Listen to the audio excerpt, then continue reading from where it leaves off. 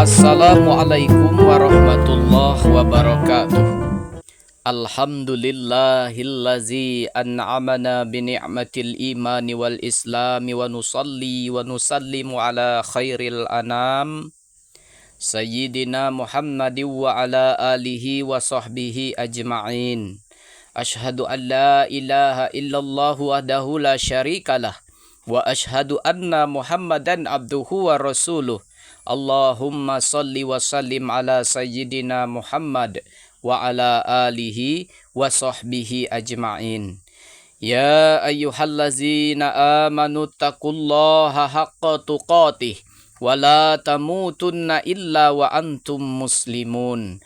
Amma ba'du, faya ibadallah, usikum wa nafsi bitaqwallah, faqad fazal muttaqun. Ma'asyiral muslimin, jamaah salat Jumat yang dirahmati oleh Allah Subhanahu wa taala.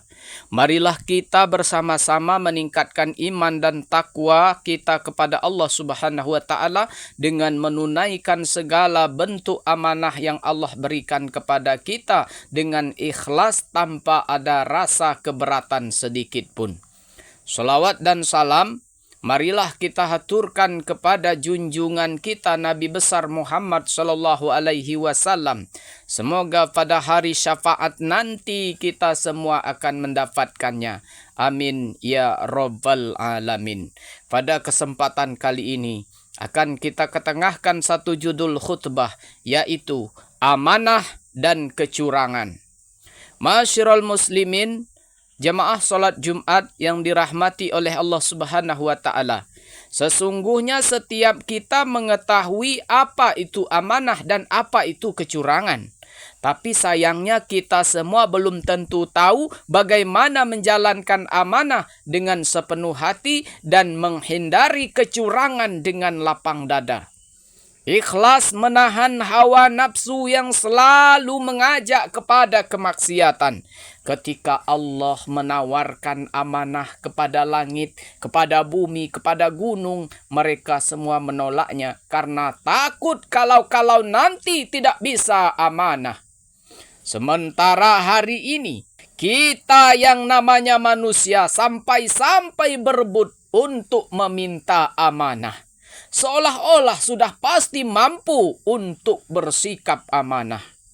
Allah Subhanahu wa taala berfirman dalam Al-Qur'an, A'udzu billahi minasyaitonir rajim. Bismillahirrahmanirrahim.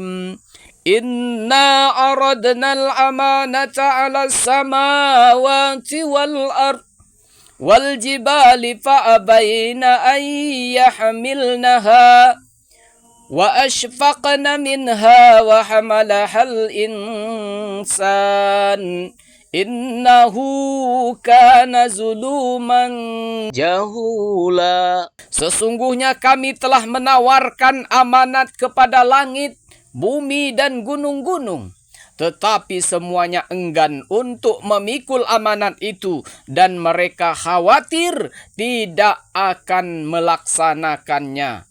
Lalu dipikulah amanat itu oleh manusia. Sesungguhnya ia manusia sangat zolim lagi sangat bodoh. Quran surah Al-Ahzab ayat 72. Jemaah salat Jumat yang dirahmati oleh Allah Subhanahu wa taala. Setiap diri mengemban amanah dan kita semua akan dimintai pertanggungjawaban atas amanah yang kita pikul.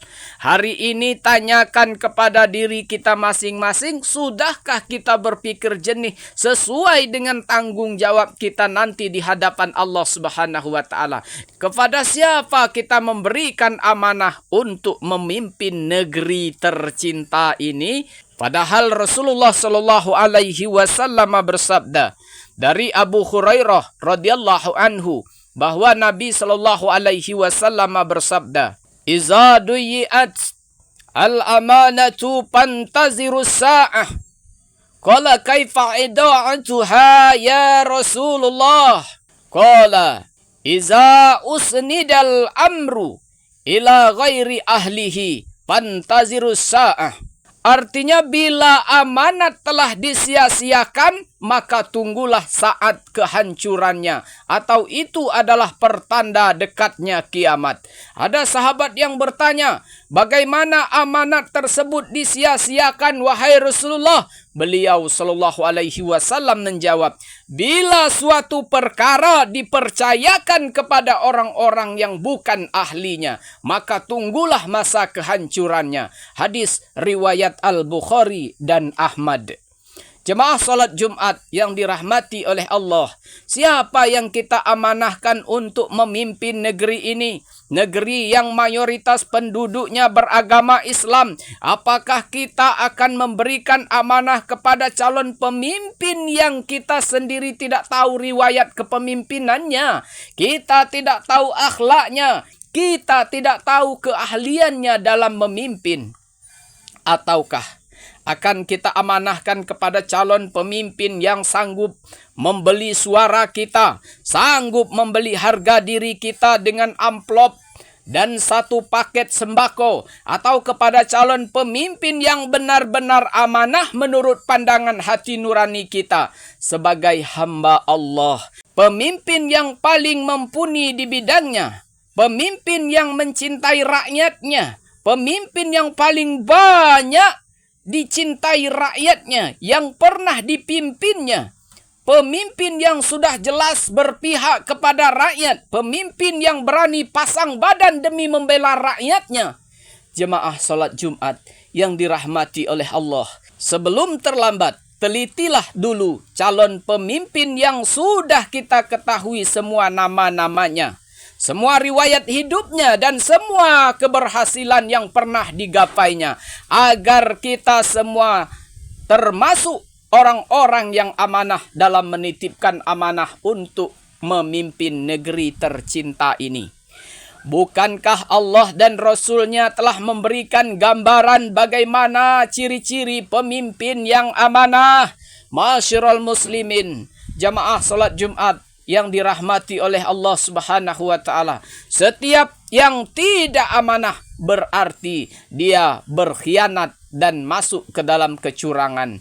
Allah berfirman dalam Al-Qur'an, "Wailul lil mutaffifin." Celakalah bagi orang-orang yang curang. Quran surah Al-Mutaffifin. Ayat yang agung ini bukan hanya bicara tentang kecurangan dalam menimbang, tetapi juga berlaku untuk semua jenis kecurangan.